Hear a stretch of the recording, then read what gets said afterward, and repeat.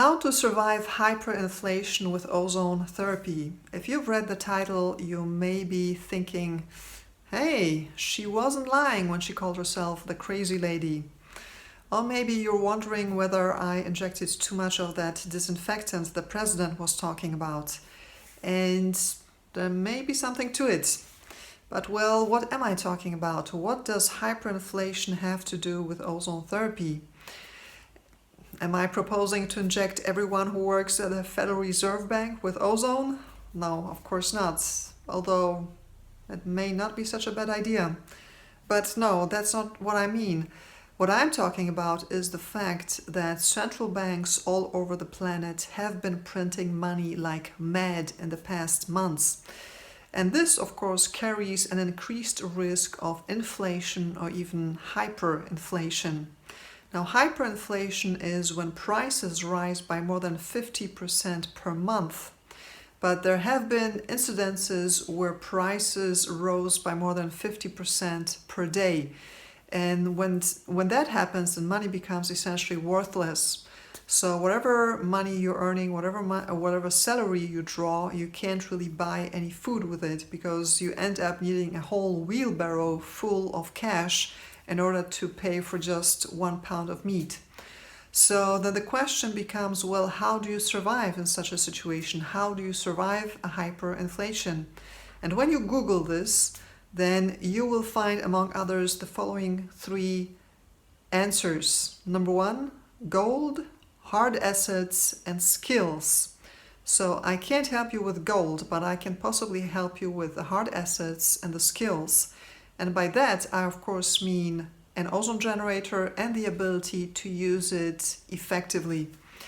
So in a hyperinflation, people survive by trading. So they barter, they trade tools, assets, skills for food, water, shelter, power, or gas, or whatever else they need.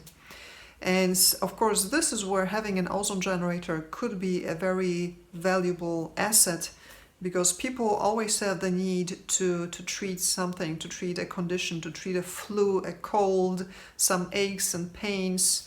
They always need some boost, something that will help them with their autoimmune conditions or with whatever other infection may be going around.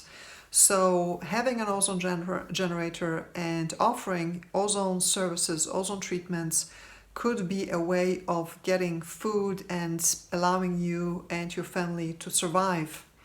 But there is also another possibility. So there is the possibility of a hyperinflation together with a deadly pandemic.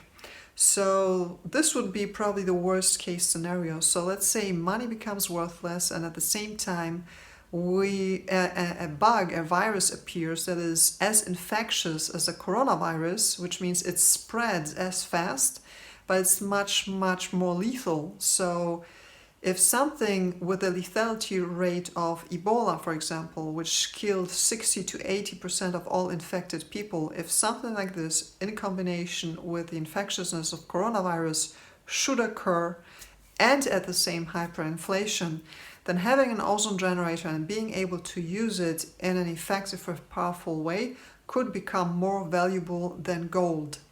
So I think this is if you listen to the news, if you listen to some experts, this is a real possibility, the possibility of hyperinflation, because we're talking here about trillions of dollars that have been printed in the past months. Now, some say that first a deflation can occur so that the prices will go down before a hyperinflation hits.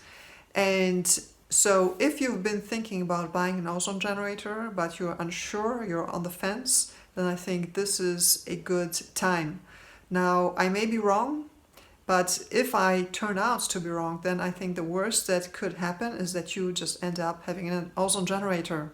This is not such a bad thing, because even if there is no hyperinflation, even if there was no Armageddon, then you still have a gadget, you still have a tool at home which you can use for treating yourself, treating your family, and staying healthy.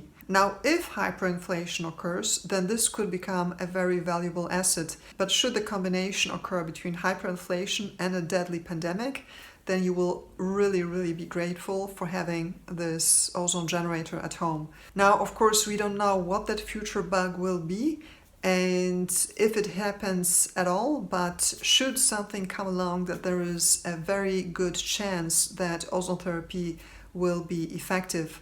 And now what I'm stressing here, that it's not only enough to have the ozone generator, but being able to use it in an effective manner.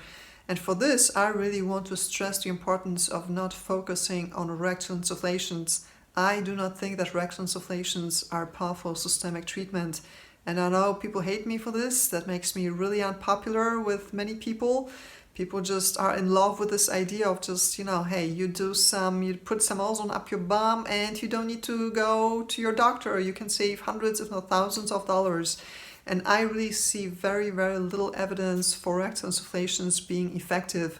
And I really want to prevent people being in a situation where they're sick with something really dangerous, something really deadly, where ozone therapy could potentially help them, but it won't, simply because they're using the wrong modality. And I have reason to believe that really even something as simple as drinking ozonated water could be a stronger systemic effect than rectal insufflations.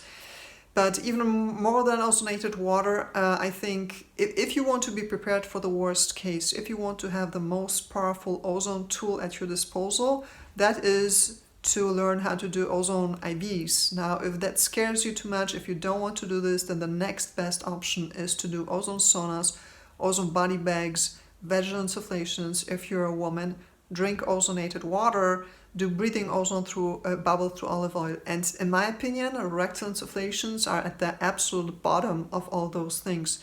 So if I had something really dangerous, really deadly going around, and that's something that I could possibly be infected with myself, I would first most likely try anything and everything else before doing rectal insufflations.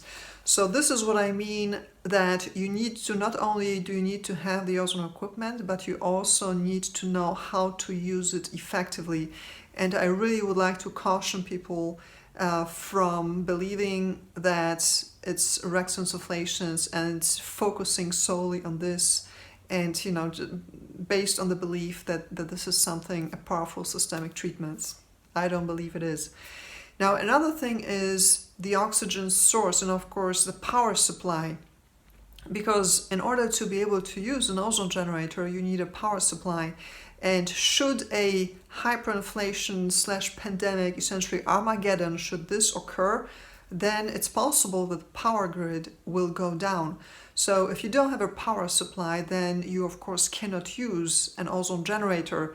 For that purpose, I think it's a good idea to buy either a battery that you can charge up with a solar cell, or have a generator. And I believe those generators, some of them run on diesel, or I'm not even sure how, but something like this, an alternative power supply that makes you independent from the grid. If you have solar panels on your roof already, then you're set. But if you don't, then you can buy those small type of generators as an extra gadget. So I will post some ideas, some suggestions underneath the videos that you can look into. Now, as to the oxygen source, so what is the ideal oxygen source in this type of Armageddon type of situation? Now, I'm not an expert here because I've never been through Armageddon, but what I imagine, or what I would like to be prepared for myself, are the two situations that I will be able to use my ozone generator whether the power grid is on or not. So that would be an oxygen tank, right? So I definitely want to have oxygen tanks, but also I want to have an oxygen concentrator in the case that the power grid is up. Because as long as there is power, then I have oxygen and I don't need to worry about the tanks going empty and me not being able to refill them. So I think this is a great idea to have both options. So if you're over paranoid and if you want to be prepared for any and all possibilities, then I think the best option is to have both a concentrator and a tank. And if you're planning on doing ozone IVs or any type of ozone injections, I highly recommend medical oxygen. And I made a video about this because apparently it's not true anymore that industrial oxygen is as pure as medical oxygen. So if you're thinking about doing IVs, you should not use, in my opinion, you should not use industrial tech. I would not use industrial oxygen at this point. So those are my ideas. I will, in the description, I will include some suggestions about things that I think are a good idea, and all the supplies and all the packages that will allow you to do all the treatments that I mentioned here in this video. So let me know if you have questions. In the meantime, eat a steak, keep it pink, and stay safe, stay prepared. Thank you very much for watching. See you in the next video.